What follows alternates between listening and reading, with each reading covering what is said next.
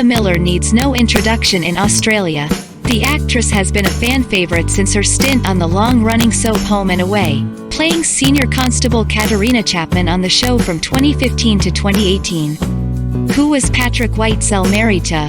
Whitesell was married to actress and TV host Lauren Sanchez. He filed for divorce from the 49-year-old in April after it was revealed she had an affair with the world's richest man, billionaire Amazon boss Jeff Bezos. The pair were married for 13 years and share 2 children, Evan, 13, and Eleanor. By mid-October, 1 week after Whitesell and Sanchez finalized their divorce, the talent agent was seen having dinner with Miller at West Hollywood hotspot Craig's. When did Patrick Whitesell and Pia Miller first make their relationship public? The pair first sparked romance rumors in May, when Miller was seen vacationing in Mexico, where Whitesell is said to have a holiday home. The actress seemingly confirmed their romance in June when they couple holidayed in Europe. "Oh Paris, Paris, the city of lights, I'm in love," she captioned a series of Instagram photos, one of which featured Whitesell standing with her under the Eiffel Tower.